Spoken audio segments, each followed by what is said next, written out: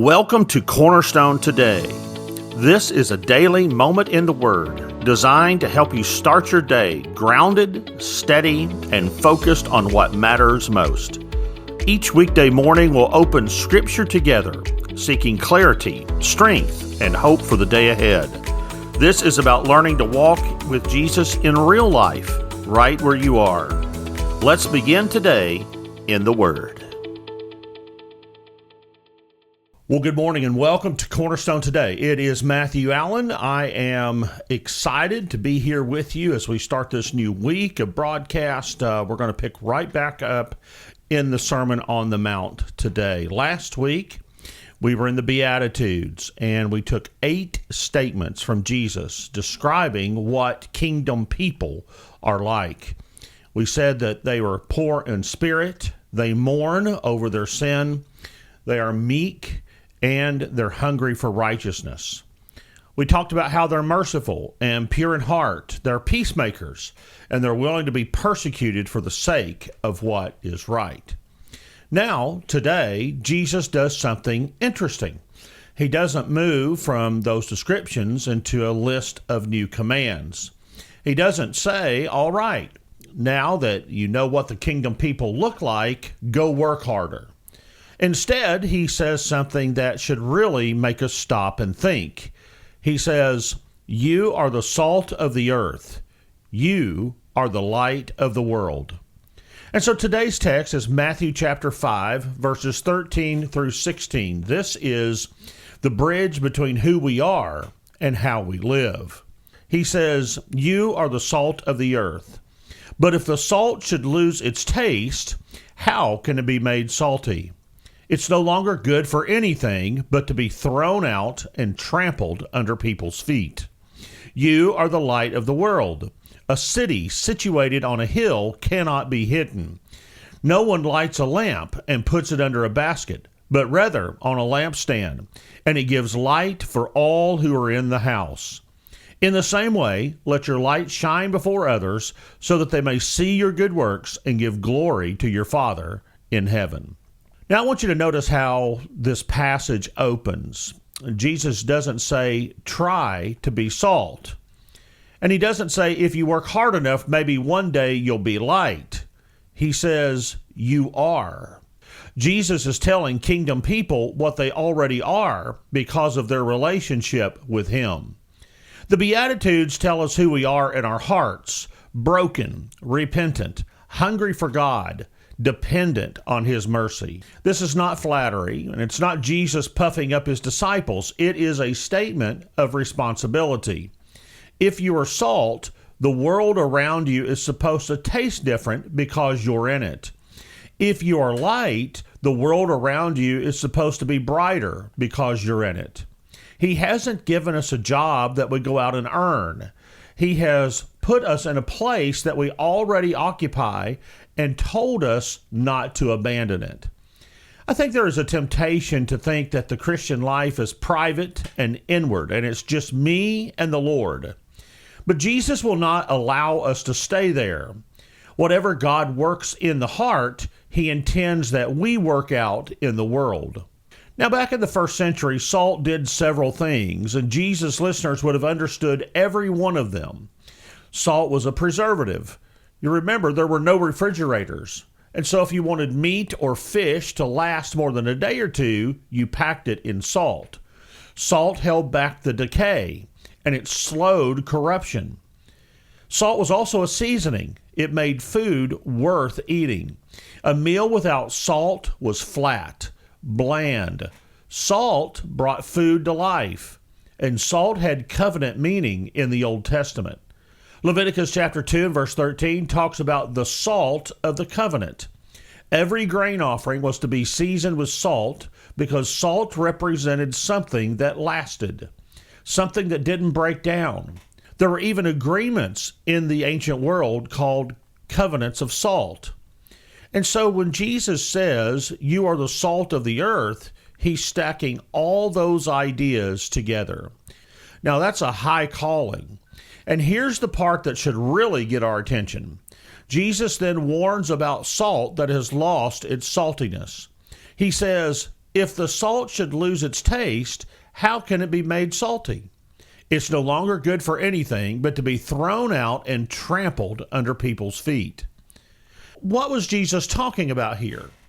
Well, in the ancient world, salt wasn't always pure. It was usually gathered from the Dead Sea region, and it was mixed with other minerals. And over time, the actual salt could leach out of the mixture. And what was left smelled like salt. It still had the texture of salt, but it had no flavor, no power to preserve. It was useless. The only thing left to do with it was to throw it on the road to be walked on. And that's the warning. We don't lose our saltiness because we get ejected from the church. We lose our saltiness because we get diluted. We get compromised. We get mixed into the world to the point to where we look the same and taste the same as everything around us. And we still call ourselves Christians. We still go through the motions, but the flavor's gone. The preservative power is gone. And Jesus says when that happens, the world is right to ignore us. And I think that's very important for us to think about. Because we live in a culture where Christians are often told that they need to blend in to be heard, tone it down, soften the edges, be less distinct. And Jesus, he's telling us exactly the opposite. Distinctiveness is the point. If we lose what makes us different from the world, we have lost the very thing that gives us anything to offer the world. So then Jesus changes images. Same idea, fresh angle. He says, "You are the light of the world. A city situated on a hill cannot be hidden." Light in Scripture is a rich, layered word. It speaks of truth where there is confusion. It speaks of God's presence where there has been absence. It speaks of revelation where there has been hiddenness. In Isaiah 49, God told his servant that he would be a light to the nations, that his salvation would reach to the ends of the earth, that his calling was for Israel. And now Jesus turns to a small group of disciples on a Galilean hillside and says, You are that light now. Think about the image he uses, a city on a hill. Anyone who has driven through the hill country of Israel has seen them.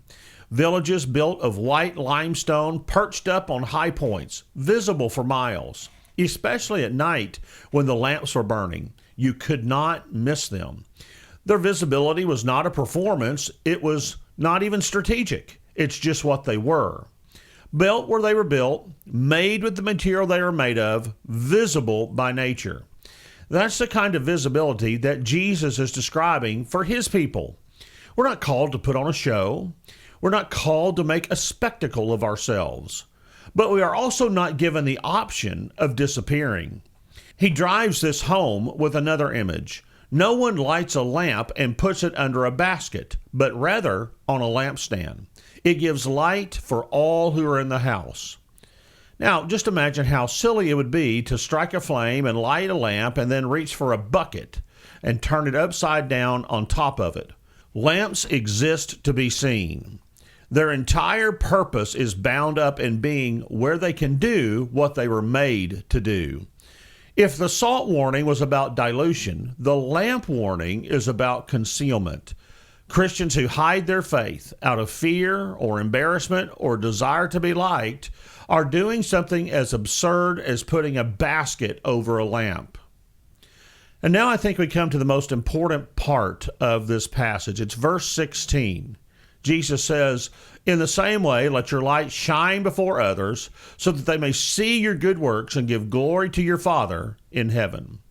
Now that's the hinge. This is everything that we just talked about turning right here in this verse. And I think there's a tension here that we really have to handle carefully. On one hand, Jesus says our good works are meant to be seen, visible, public, out where other people can observe them. Remember, the Christian life is not a private hobby. But on the other hand, and I think this is important, that goal of visibility, it's not us. It's not our reputation. It's not the praise of other people.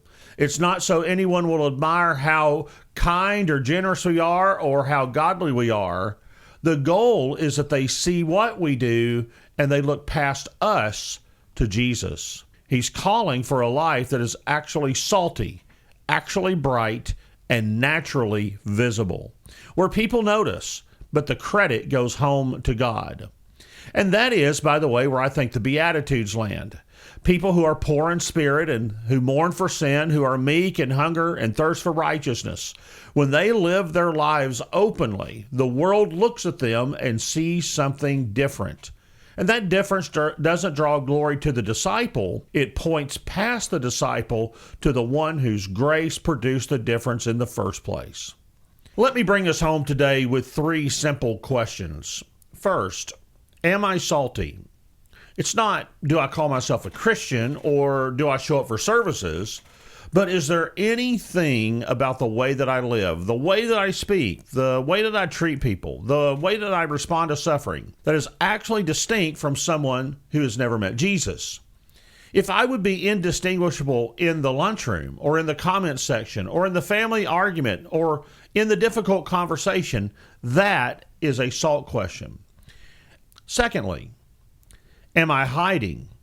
Have I made my faith so private that the people who are closest to me don't even know that it's there?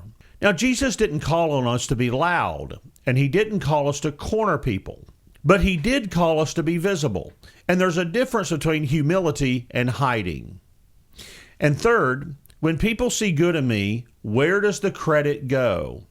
That's really the heart level question. The goal isn't that we become invisible. The goal is what people see in us that makes them think about the Father. If I'm doing good things, but the credit is landing on me, something has gone sideways. If I'm doing good things and people end up thanking God, then the salt is doing its work and the lamp is on the stand. So hear this. Jesus did not say, try to be salt. He did not say, try to be light. He said, you are. And by his grace and his mercy, by what he has done in you and is doing in you, you already are those things.